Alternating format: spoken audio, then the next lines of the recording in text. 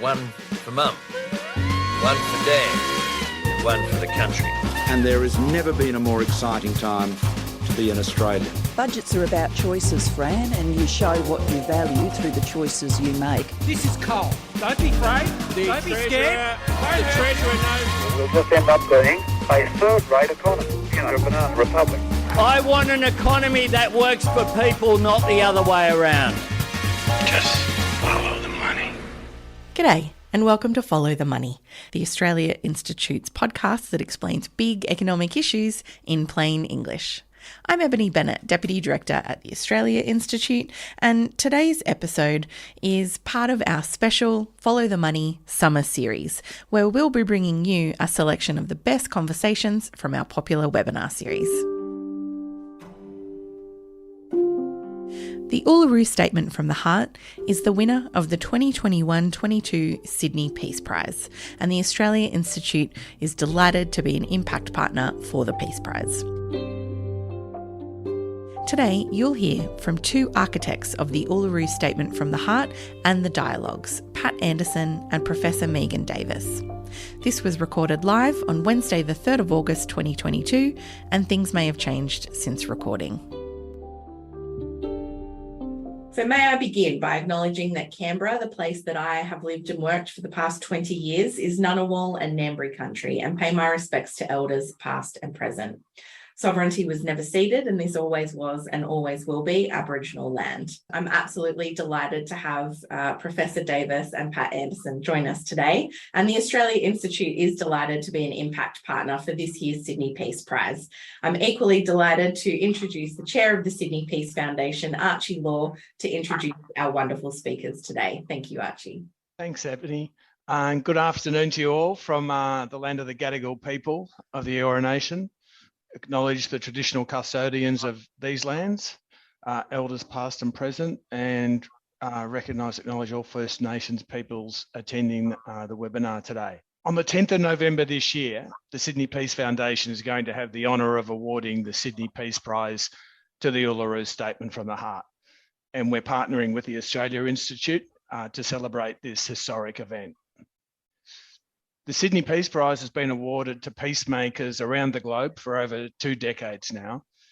It's Australia's only international prize for peace, with justice and human rights at its heart. The Uluru Statement from the Heart is nothing short of a momentous and a historic peace offering to all Australians. It's a chance for all of us to take up that offer and to walk with First Nations people into Australia's future. Today, you're going to hear from two of the architects of the statement, Professor Megan Davis and Pat Anderson AO. Pat is an Alyawarre woman known nationally and internationally as a powerful advocate for the health of Australia's First Peoples. She has extensive experience in Aboriginal health, including community development, policy formation, and research ethics. She has served as the co-chair of the Referendum Council, is the current chairperson of the Remote Area Health Corporation, and the chairperson of the Lowitja Institute. Pat is the inaugural patron of the Women's Safety Services of Central Australia and was appointed as an officer of the Order of Australia in 2014 for her distinguished service to the Indigenous community as a social justice advocate. Welcome, Pat. Thank you, Archie. Thanks. Professor Megan Davis is a Cobble woman and Vice-Chancellor, Indigenous and Professor of Law at the University of New South Wales. She's Acting Commissioner of the New South Wales Land and Environment Court and was recently appointed the Balnaves Chair in Constitutional Law. She was a member of the Referendum Council and the Experts Panel on the Recognition of Aboriginal and Torres Strait Islander peoples in the Constitution. Was an expert member of the United Nations Permanent Forum on Indigenous Issues from 2011 to 2016, and is currently a member of the United Nations Human Rights Council's expert mechanism on the rights of Indigenous peoples. And a warm welcome to you too, Megan. We just want to invite you all to go beyond just listening today. We're urging you to play your part and take up the invitation of the Uluru Statement from the Heart of being part of an Australia that embraces peace with justice. talk to your friends, talk to your colleagues, take action, and join us in person on the 10th of November in Sydney, when the Sydney Peace Prize is awarded in person at the Sydney Town Hall. You can get your tickets for this historic ceremony at sydneypeacefoundation.org.au, and we're urging you to be a part of this moment in history. So thank you, and back to you, Ebony. Thank you so much, Archie. Pat Anderson, I want to begin with you today. Before we kind of get into that task ahead with the referendum, I wanted to ask you about the journey to get to the Uluru Statement from the Heart. It's a remarkable invitation, one of the most important documents in Australia's history, but I'm not sure everyone's aware of just how much work went into getting statement and all the consultation that happened. What was the process that led to the Uluru Statement from the Heart? Before I get to this recent process, we've been doing this since before 1840. Every generation of us has had a go at getting us to be acknowledged and accepted and respected as the first peoples of this beautiful continent of ours. We've been here, the latest figure I read, over 100,000 years. It's commonly said to be 65,000, but of course that's what the scientists say. But for us, we believe we have always been here. We didn't come from anywhere else. This is definitely, absolutely our place over millennia. This current process, though, began with Julia Gillard about, 12 years ago. We've had, Megan will be able to correct me, I think we had like 8 committees over this period, and the final process, the process that we have on the table now, the Uluru Statement from the Heart, came from the Referendum Council, and which Megan was a part of, as was Noel, and I co-chaired with Mark Liebler. We went out and asked First Nations people how they wanted to be recognised and what do they need now at this time. And through a whole process of 13, what we call regional dialogues all over the country, we had a deliberative process designed and was designed by Megan and led by all of us. There was no public servants, it was just us, plus the people that were invited. Now, the Referendum Council didn't invite anybody to those forums. We selected a host organisation.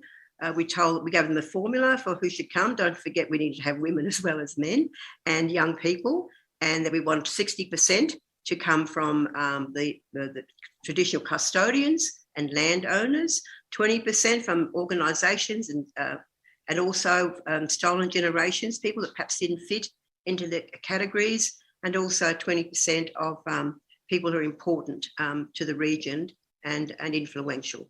So every meeting had that same structure, if you like. It was 2.5, nearly 3 days, and we had them in 13 locations. Each of those meetings, the host organisation was to also invite people from the region.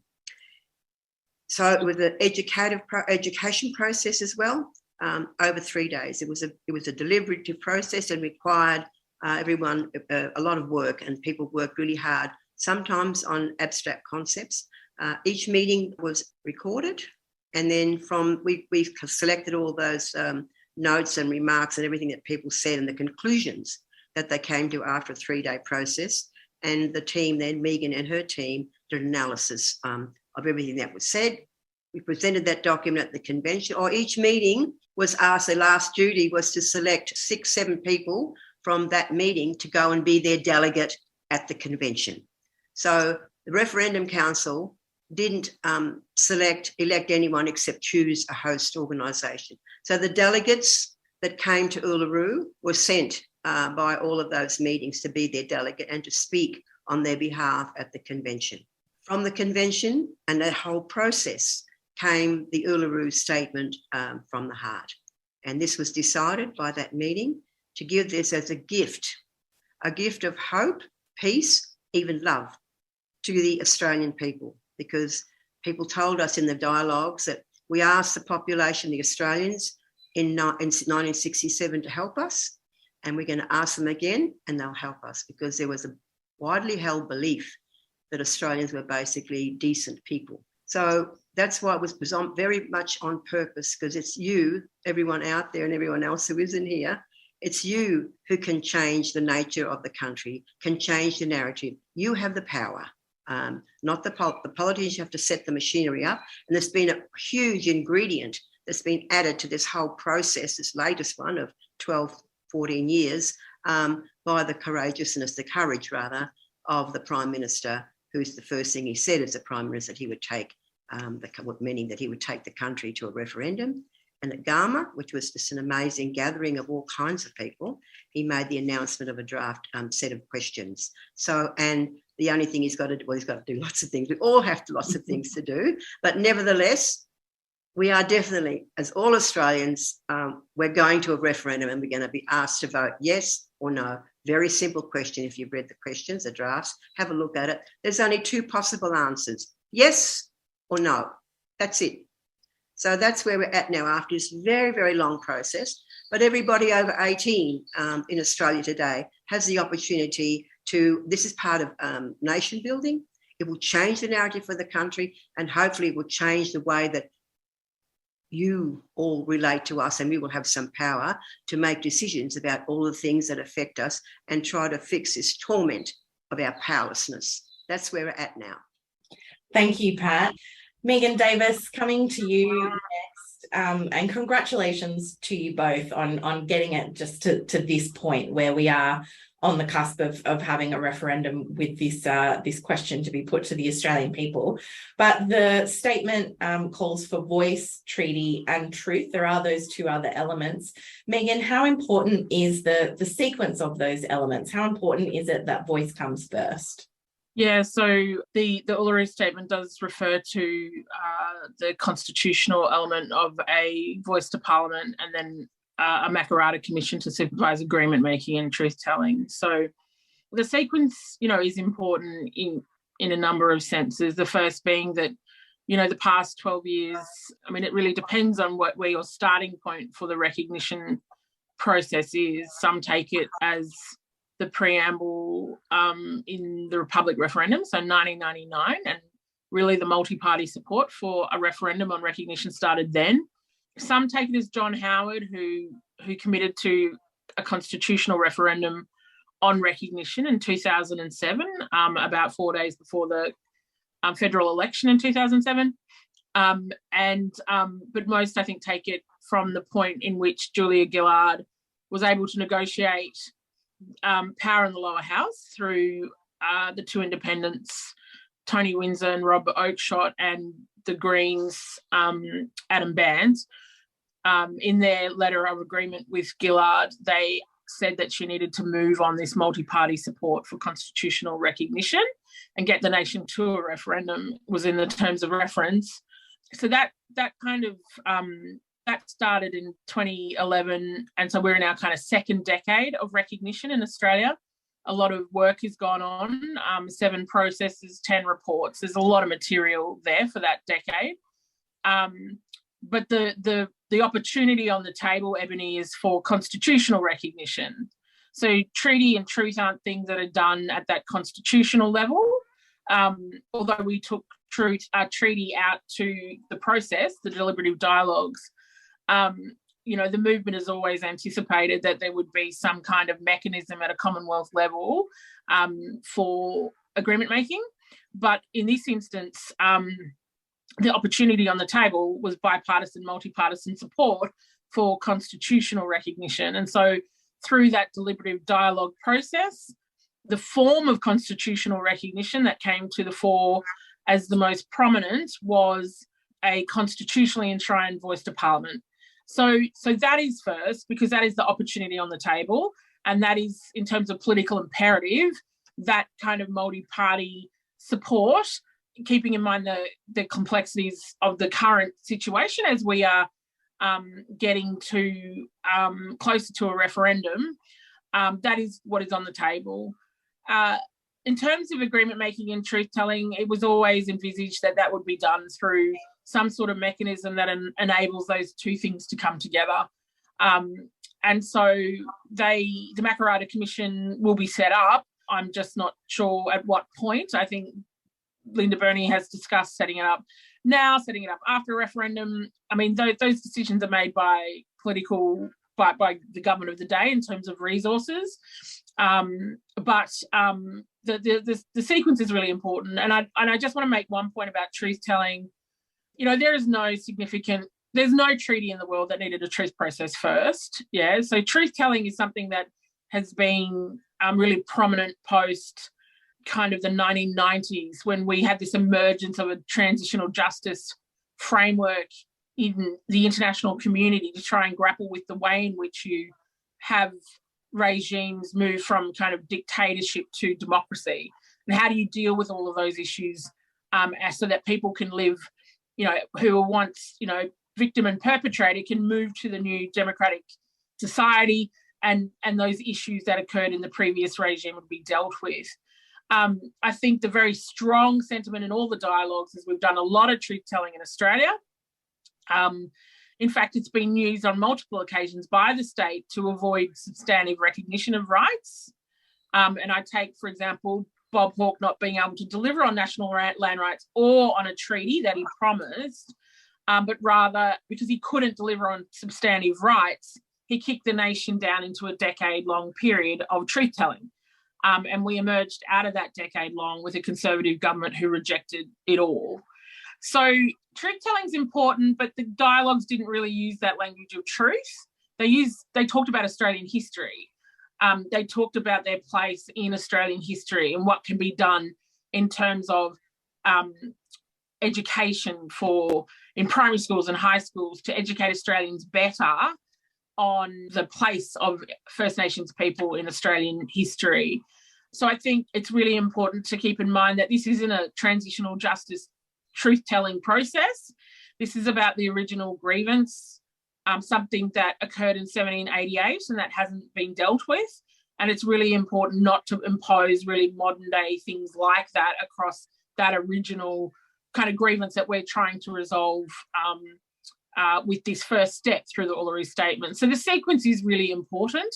And certainly from our discussions with our brothers and sisters in Canada, they've had 4 truth-telling processes and are saying it has elicited no substantive change in community attitudes towards First Nations peoples and race. And as someone who's worked with the United Nations for 20 years, I think we do need to scrutinise this idea that education is public education's sole way to get Australians to a place where they might vote yes for a treaty, or they might vote yes for something else. I mean, I think we need to problematise the idea that you need a truth-telling process before this, because we've got plenty of evidence of the truth in this country. Truth is not what we're short of. Megan, I just wanted to stay with you. Thanks for that explanation. I think that was really clear. We do have now some potential draft wording from the Prime Minister that he announced at the Gama Festival. I just wondered if you could talk to us a little bit more about the importance of this being enshrined in the Constitution, and also how important is it that this question is simple and straightforward, that the proposition that people are voting on is a straightforward one? So, you know, it's as I said, you know, in the kind of clamouring for detail, which, you know, I think within 8 weeks of taking office, they've done a pretty good job of bringing together some initial detail to, I think, meet the curiosity. Look, the voice to Parliament, let's just start with the notion of recognition. So this is a recognition project that's been in play for 12 years, yeah? So in the initial process set up by Gillard, the expert panel on the recognition of Aboriginal and Torres Strait Islander peoples in the Constitution, both major parties pushed back on a non-discrimination clause, yeah? They said that no one's going to vote yes for that at a referendum. So a lot of that work between the expert panel and the referendum council was about, well, what does recognition actually look like then if we're looking for something that, you know, might get political support to get it across the line, in addition to support from our own people, because there is, of course, a lot of complexity around what a non-discrimination clause may or may not do, including the fact that a non-discrimination clause couldn't, you know, absolutely foolproof the future from having a parliament that might pass discriminatory laws. That's still adverse discriminatory laws. That's still permitted under a non-discrimination clause, which kind of turned away a lot of our people from that as a solution, or as something that they see as constitutional recognition. So then we moved to this referendum process where we needed to actually retrofit a process where we went out to communities to talk about what does recognition look like in your community. So the way in which it was set up, it was only a sample of mob, but a robust sample of mob.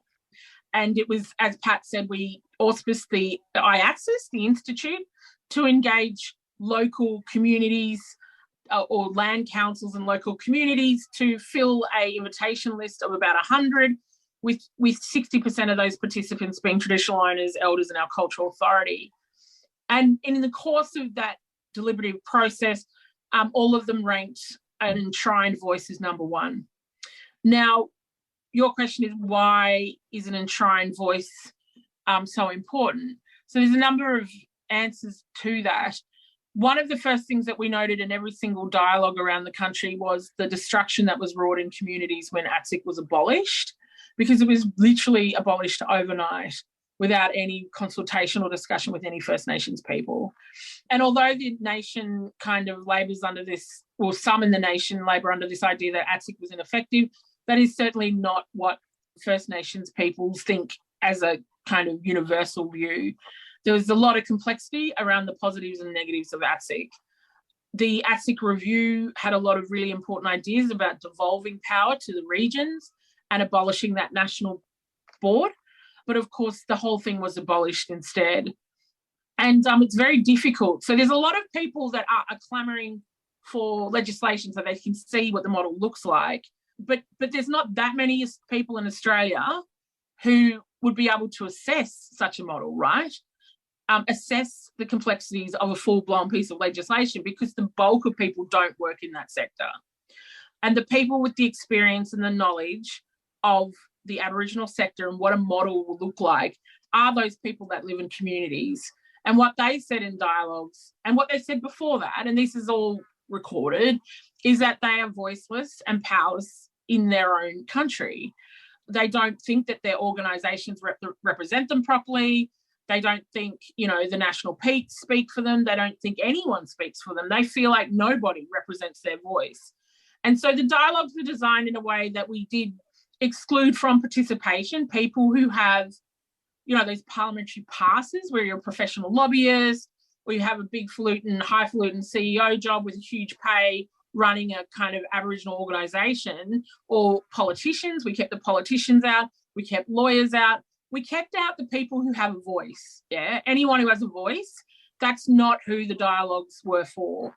We wanted to hear from people about what they thought was needed in their region, and that's why the voice to Parliament was prominent. People didn't want to sit in the Parliament, so there is a kind of, yes, we've got a huge number of Aboriginal politicians now, but not everybody wants to be a politician. Not all Australians aspire to that. They don't want to join professional political parties. They don't want to represent an electorate. They don't want to represent political kind of party platforms. So that's why designated seats and reserved seats weren't regarded highly either. That is not what people want. They want to live in their own communities. That's what they do. They're community people who live among their people and work for their people and help their people. They don't want to be politicians. But what they do want is their view represented to the people who are making laws and policies about their lives. So the voice to Parliament is a very common kind of mechanism used by a lot of Western liberal democracies to improve the input and the participation of Indigenous peoples in the democratic life of the state. It's very, very common. And part of the problem is that Western liberal democratic governance is predicated on, and all of the human rights jurisprudence around democratic governance and the right to vote is all predicated on a ballot box alone, right? So if you have a ballot box election, that's democracy. But what most countries of the world have found that that's not democracy, because what it does is it means that both parties only speak to the mean, to the kind of majoritarian view of Australians. And if you're a vulnerable group who fall outside of the majority, then often your views aren't taken into account properly, or they're horse traded for other issues. So Bob Hawke said yes to a treaty and then said no to a treaty because he needed to win the West Australian election to retain government. So I think Pat Anderson says it best when she says, the voice is all about removing us as a political football. It's about taking us out of the realm of political ideology and placing us in another spot where we don't have to worry about going cap in hand to Canberra every 3 years and begging. It is about removing us from that politics so we can have a more durable and sustainable and long-term view in our communities of what we need to do and what we need to get done. So the voice to Parliament is an enabling provision that sets up into the Constitution the power for the Commonwealth to pass a law that creates a First Nations voice, and that will be done after the referendum and after a comprehensive process of consultation has occurred, or I would prefer deliberative dialogues have occurred, so that the mob can design the voice themselves. So that's the question will be simple. The amendment is often not debated. It doesn't normally dominate the debate, but what needs to dominate the debate is that in a recognition exercise, there's the to be recognised, which are the First Nations, and there's the recognise all, which is the Australian people, right? Not the politicians, the Australian people. The politicians are there because Australians have put them there. So that's the exercise. And the to be recognised have to agree to that form of recognition. We rejected symbolism and we said that, or the dialogue participants said, and Uluru said, the people gathered at that rock, that a constitutionally enshrined voice to Parliament is what we consider recognition. Pat, I want to come back to you now, as Megan has so clearly explained why the constitutional recognition is important. But after so long now, we have a real commitment from the Labor government to take the voice question to a referendum. We've got some draft words. There's still some work to be done. But what do you think this next period looks like? And how can we all get behind a yes vote for this referendum question? I think Megan has just very eloquently answered part of that question, and I'll just sort of stick with the mechanics of it. What has to happen now, and it will happen, this is going to be really difficult. This is going to be a difficult conversation, but we're all duty bound morally to do it, to have it once and for all. We will continue doing the education that we've done over the last 5 years, but now we have something on the table, and that's clearly the referendum. So we will continue with our education campaign going around the country as we have been for the last 5 years, and kept the whole question alive, quite frankly. So now we'll be able to go around and talk a little bit more concretely, if you like, about all of the stuff that Megan has just said, so people properly understand what it is that we're doing here. So we'll have time now to do that. So we will continue to do all of that and address the issues that arise, and hopefully give a sort of general overview to the general public of how what it is that we're asking for and why, and how some idea of how it will work. Between now and when the referendum is called, there will be quite a lot of information that will come out. But, you know, there's a responsibility, I think, on all the voters to inform themselves as well. And I would refer you all to our website, ulurustatement.org. On there, for instance, there's a whole lot of information which will answer some of the questions that might be coming up now. The answers are already on our site. There's a whole lot of information there, a whole lot of resources. But more importantly, for the listeners out there, one of the things that we have done, we have the Uluru Statement from the heart translated into 61 languages as well as English, including about 21 First Nations languages. So you can read the Uluru Statement in your own language.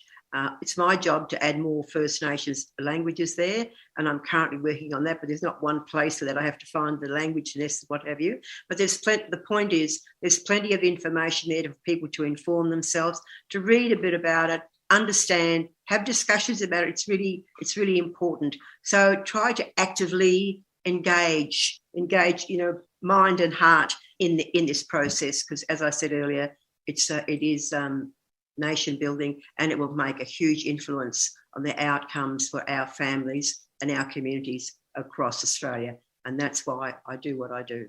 Yeah, absolutely. I was just going to see if I can share with you polling that the Australia Institute has done over the last couple of months, asking people would they vote yes to an amendment enshrining voice in the Constitution. And between June and July, support for the voice has increased, which is really exciting. But Pat, do you have a sense of optimism? Do you think people are receptive to this at this point? Certainly that polling shows that as people learn more about it, there's definitely some majority support there for that idea. Yes, we've done some polling ourselves as well, and so figure there that you had of undecided. It's turned out from the polling that we've done. Once they have been spoken to or read something, or they're easily convinced, and that undecided vote turns into a yes vote. So there's quite a lot of polling that we've done as well over the years. But, I don't want to be Pollyanna here, but I think there is a shift. There is a shift. People are much more optimistic. I think that at the last election, I think people voted for hope and for change. The electorate voted for hope and change. It was a nerve-wracking election. It was very exciting. But, we have a parliament now that we've never had before. And we've got social media, which we didn't have in 67. So I think the parliament that we have now, I think it's broken or begun to break the stranglehold of the two-party system. So it's a completely different parliament, which is also very exciting. We have a prime minister who is courageous and, in fact, also has a heart. So, and it's increasing support as people understand more and more about it. I think this is the best chance that we've had for a long time. And I'll stand corrected, but I don't think we've ever had a prime minister that's come out so courageously as our current prime minister has on any issue to do with blackfellas. So there's a lot of things in our court. But as I say, it's the people of Australia who will decide. But I think this is the best chance we've had for decades. So I think we've got a chance here, I believe. Excellent. Before we go to questions from the audience, Megan, I wondered if I could ask you about some of the arguments coming out from that no campaign that we've had so far, and how much traction do you think those types of arguments will get, whether or not it's the idea from Tony Abbott that this is kind of setting apart a particular racial group. I know I've heard some people comment that, it's nothing to do with that. It's the First Nations voice. It's the original inhabitants who've been here for many years. How concerned are you about some of those no campaign arguments coming out? And do you have anything that you kind of would like to share with the audience to, I guess, illuminate some of those issues? Oh, look, I mean, it's like 8 weeks, right, into a new government. The people you expect to be anti-Indigenous voice, anti-referendum, are the people talking up, yeah? They were writing in the first couple of weeks of government before we even had detail. And it doesn't matter how much detail you give and how little detail you give, they're still going to be singing from the same hymn book, right? Because it's a business model. It's really important as people who support the voice to understand that most Australians aren't paying attention right now.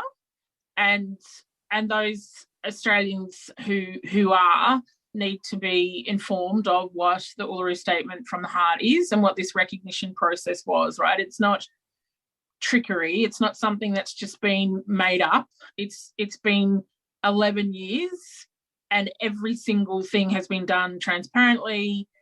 It's been published by the Parliament, their prime ministerial bodies that have led this work.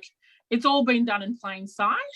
It's just, the mainstream media haven't paid attention. And that's not dissimilar to the last federal election, right? If you read The Australian, Fairfax, and many of the mainstream media outlets leading up to the election, you would never have known that the election results were what they were, yeah?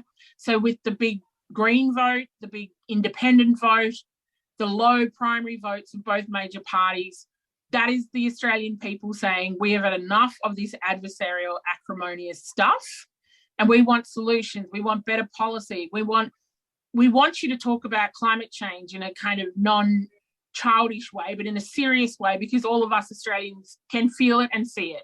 The same with the Integrity Commission, and Australians just had it up to the roof with corruption, and the same with the Uluru Statement from the Heart. That's a really important thing to keep in mind when we watch the ways in which this debate is being driven and manufactured by mainstream media right now. And so we expect those kinds of arguments to come out. We expect there to be pushback. But I think one thing we need to keep in mind is that this is not the Republic referendum. There's a lot of people just, you use the language of no campaign. There might not be a no campaign, right? I know you're using it in a metaphorical sense, but this doesn't have to be adversarial. It doesn't have to be racist. It doesn't have to be acrimonious. It can just be a decent, respectful conversation with Australians about why we seek constitutional recognition. And that's what the Uluru Statement from the Heart is. It is a letter. It is an invitation to the Australian people. We lay out the logic of the Uluru Statement, and then we ask them to come meet us at the Rock and walk on this journey of the Australian people for a better future. And that's not Pollyanna, right? This is decades and decades of our people having to cop really crappy policy and really crappy laws and have no import. And most Australians can look at the Closing the Gap failures and say, look, we put all of this money at this framework and it's not working. And why isn't it working? Because we're never at the table when they make decisions about us.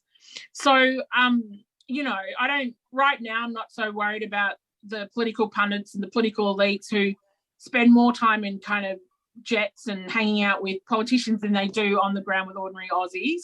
And that's where we need to be. So there's many kind of, answers to things like race, culture, formal equality, substantive equality, that will, prosecute over the course of the journey to the referendum. I would, in terms of answering some of those things, like Tony Abbott, who, I'm not even sure, I think I need to separate disingenuous, op-eds from the ones that are actually genuinely asking. Australians need to vote as an informed group. It needs to be an informed vote, and that is what we want to get them to. So on the ulurustatement.org website, there's a lot of resources around this. In addition, there's a link to an Indigenous constitutional law blog where a lot of these questions are talked about and answered. It's called the IndigCon Law blog, really original, I know. But really, I think the most important thing to start with before we get to those important questions of alignment with Australian democratic culture is for Australians to understand what the recognition process is. Where does it come from, and why are people wanting to seek recognition of our voice?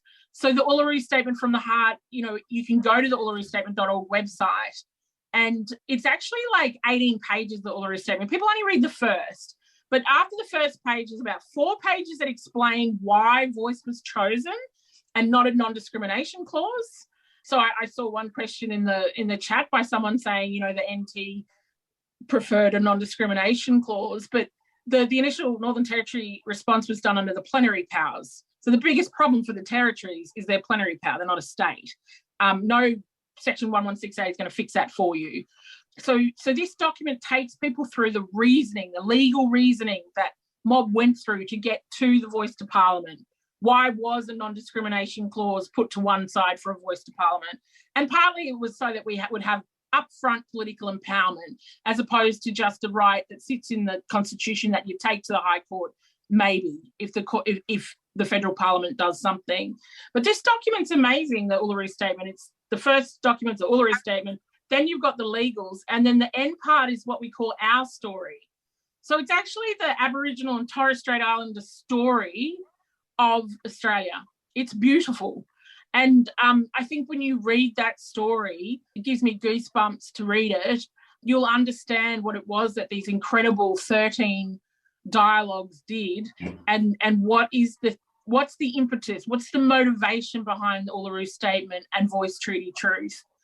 And then from that, from an informed basis about recognition, we can have those discussions about whether or not, a voice to Parliament is embedding culture in I think Tony Abbott says race in the Constitution. He mustn't realise that Section 5126 exists. Race already exists in the Constitution, yeah? So, I'm not so concerned about his, because he was never going to support, but I think it's important to have the recognition discussion.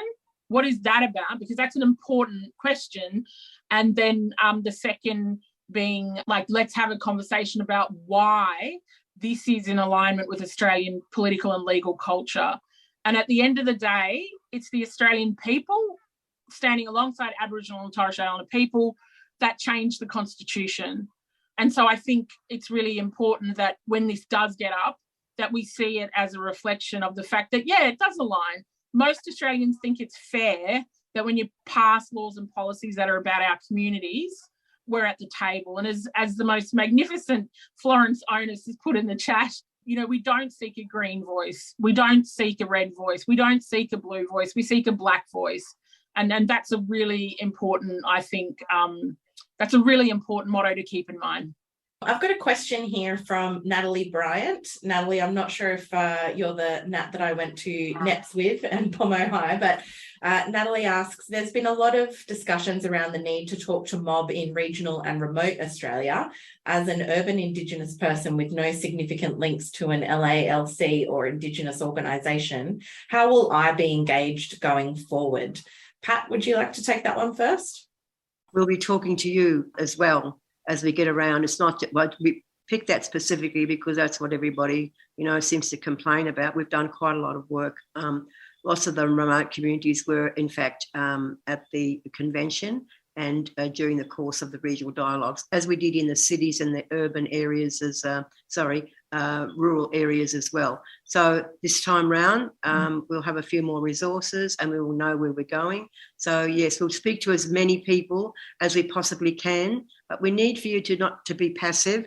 If it's not happening, you get onto our webpage, send us an email, ring us up or whatever. We'll do whatever we need to do to get this over the line. And Megan's explained it all so eloquently and beautifully. How can you not take regard and inform yourselves about what's actually happening here? Please read the documents that Megan has spoken about. They're on our website. They're very touching, very moving, but also good explanations. I've got another question here from Kirsten Anker, and quite a few questions that are interested in the process, I guess. And Kirsten asked, can you please speak a little bit more about the role of women in this process and how that works? Women are leading this process. There's no doubt about that. It's like it was in 67. It's women. It's Aboriginal women and Torres Strait Islander women who are leading this campaign, and we have done from day one. That's another reason why we suggested to the organisers of the regional dialogues that they have an equal number of women, men, young people as well. So, and there was that mix at all of those meetings. So I can honestly say this is absolutely, this campaign, for any criticism I might get, it is definitely led by women in all of the jurisdictions. It's the women who are the main spokespersons. We do have lots of supporting men, of course, but the majority of the leadership is all women, but aided by some very generous, loving men. Anything you want to add to that, Megan? No, it's just been a pleasure to have hooked up with Auntie Pat in 2015 when she became the co-chair, and I've learned a lot under her leadership. And, you know, it is a very large cohort of women that, you know, got together every Friday night for a Zoom for 5 years and getting this across the line. And then our Uluru youth are led by women as well. And yeah, it is very much, it's a pretty incredible process, I think. The next question I've got is Lisa Kane. She asks, what do you think is the most important step people can take to support the referendum at this point in time? So, I mean, I think, Pat, so of course we appreciate we're well down the road in terms of knowledge and understanding of Uluru, and that a lot of people are just coming into the space. So I think the point Pat's made, I've made, I think visiting the Uluru Statement website, I think taking a bit of a look around the Referendum Council report, if people are that way inclined, they might not want to. There's a lot of resources available, but especially I think our story is a good start, because the way in which each of the dialogues started was we had to build in the kind of early part of the dialogue, add on an extra day to deal with mob wanting to talk about Australian history and expressing a very earnest lament. Don't they want to know who we are? Why don't they want to know our experience in our own country? And that drove us to then later go back through all of the records of meetings, because every single dialogue was, as Auntie Pat said, it was recorded, and every single dialogue had a record of meeting at the end that every single participant signed off on. And we did not leave that room unless they'd signed off on it. And that's really key, because as you know, I'm on the key United Nations body that implements the Declaration on the Rights of Indigenous Peoples. And it was really important for me as a UN Indigenous human rights lawyer that free, prior and informed consent underpinned the work that we did in the dialogues. So that record of meeting, when you went through it, there was this rich story of Australia in every dialogue region about stories Australians don't know of what have happened to our people. And so reading our story, I think, is a really important way of getting into the space, and then reading the Uluru Statement from the heart, and then taking a look at those 3 pages. I think they're really useful to see, why didn't we suggest amending the racist power? Why didn't we choose a non-discrimination clause? Why did every dialogue reject symbolism? And it's very simply written. It's not deep legal text. And I think that's a good way to get into this. And then, so from there, the number one thing I think Pat and I always say, go and talk to 5 people that you know. Some might know about Uluru and some might not. And you can start that conversation by saying, Albanese in his victory speech, and a week ago he decided X, Y, and Z, and start having those conversations and yarns with just people, your family, your friends. And that's how this is going to happen, is through word of mouth. Because Pat and I are going to try and get around, someone's asked about urban communities, we're going to try and get around to as many places as possible, face-to-face to yarn, with masks on, but just to have a cup of teas with people and have those yarns. As Pat said, come to our website. We've got an email address where we are running cup of Zooms, where Pat and I will host just Zooms with cup of teas where we yarn. And that's how it was done in 67, and that's how it can be done now. We don't want this to be highfalutin kind of elitist campaigning, but it's actually on the ground in communities with people we know, with people they know. We've teamed up with FECA and all the multicultural ethnic organisations of Australia who want to yarn about this, want to vote yes. And we hope to partner really closely with our multicultural brothers and sisters, because, together we're as the census stats say, we're the future of Australia. Australia is a new country in 10 years. It's not what it was, during the Howard era, and I think that the last election speaks to that. The nation is changing. So that's yarning, if you support it, that's what we think. And if you've got big questions that you're really worried about, that you really would like some help to answer, you can email the ILC, the Indigenous Law Centre at unsw.edu.au, and we try to help and answer as many community questions that come in. So that's just us. We're just like, this is not our day job. We've got jobs. This is just 2 women, helping to lead the people that were involved in Uluru and people we want to support, recognition on the smell of an oily rag. We're not like a big, Albanese don't just announce it. I don't know what campaigns will look like. We're just doing our little bit and our footprint to get this across the line. And so feel free to reach out, and we will endeavour to do what we can to help Australians be informed to make this vote. Pat Anderson, this next question I think I want to put to you, and it's about winning the Sydney Peace Prize. How did you feel when you heard that news, and how important has that been for amplifying the voice of the Uluru Statement from the heart?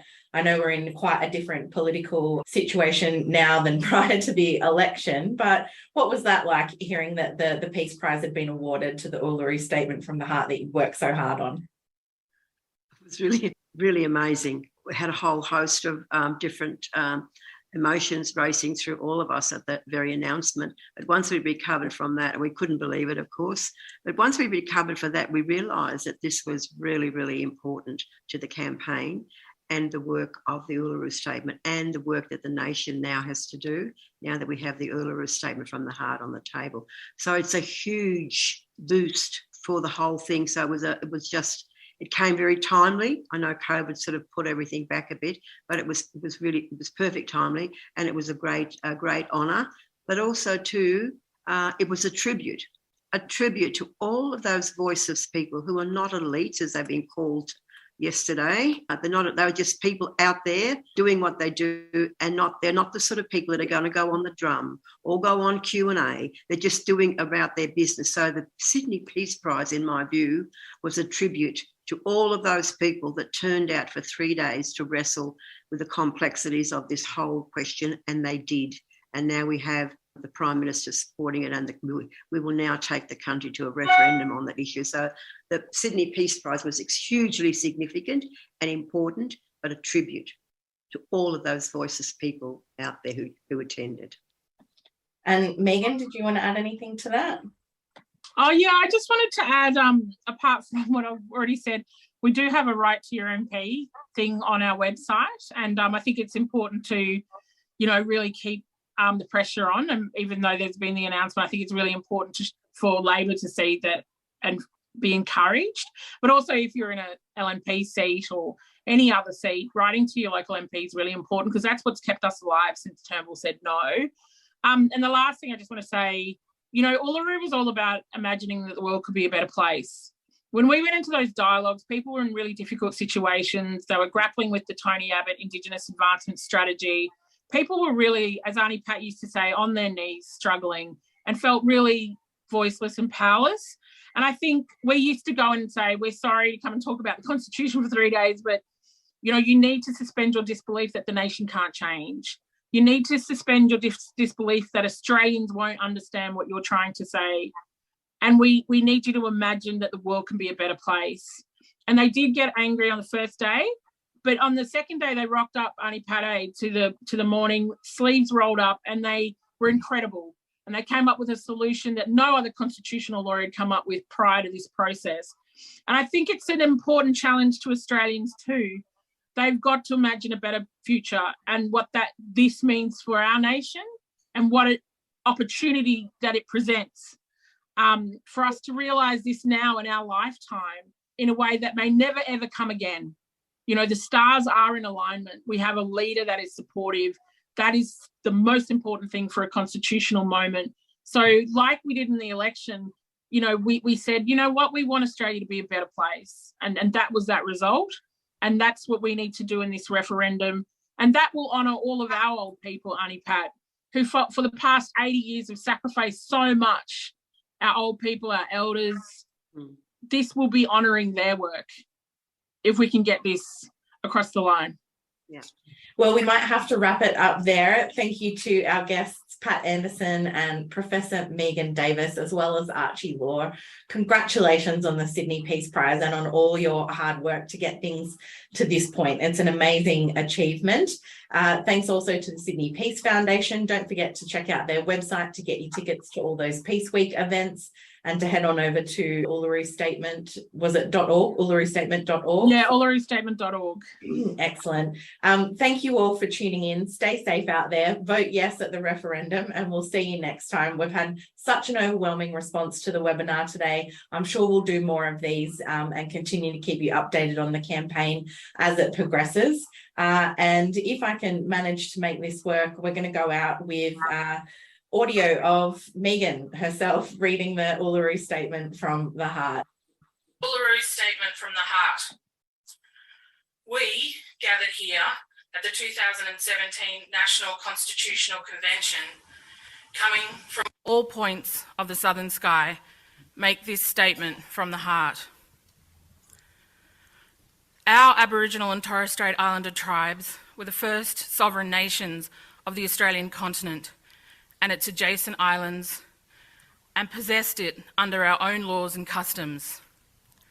This our ancestors did, according to the reckoning of our culture from the creation, according to the common law from time immemorial, and according to science more than 60,000 years ago. This sovereignty is a spiritual notion.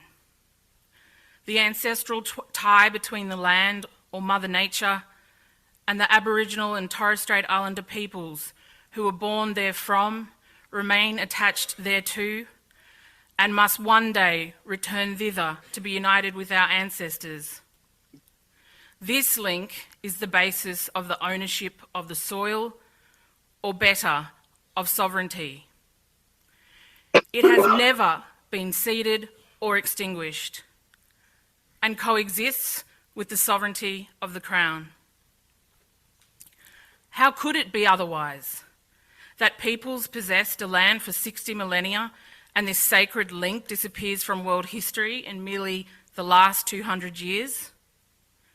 With substantive constitutional change and structural reform, we believe this ancient sovereignty can shine through as a fuller expression of Australia's nationhood. Proportionally, we are the most incarcerated people on the planet. We are not an innately criminal people. Our children are aliened from their families at unprecedented rates. This cannot be because we have no love for them. And our youth languish in detention in obscene numbers. They should be our hope for the future. These dimensions of our crisis tell plainly the structural nature of our problem. This is the torment of our powerlessness. We seek constitutional reforms to empower our people and take a rightful place in our own country. When we have power over our destiny, our children will flourish. They will walk in two worlds, and their culture will be a gift to their country. We call for the establishment of a First Nations voice enshrined in the Constitution.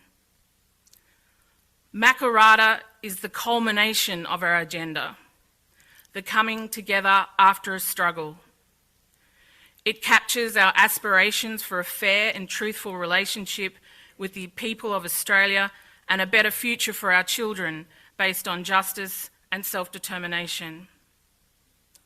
We seek a Makarrata Commission to supervise a process of agreement making between governments and First Nations and truth-telling about our history.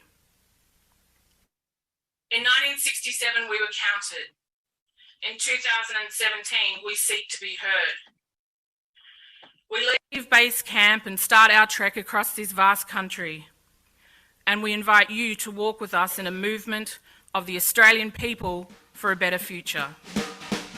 This has been a special webinar episode of Follow the Money. All our webinars are free and available on the Australia Institute's YouTube channel at australiainstitute.tv. All our latest research and content is at our website australiainstitute.org.au, and we're on Twitter at the Oz Institute with an AUS. My Twitter handle is Ebony_Bennett with a _N_T, and our podcast producer is Jennifer Macy. Our theme music is by Jonathan McFeet from Pulse and Thrum, with additional music from Blue Dot Sessions. Thanks for listening.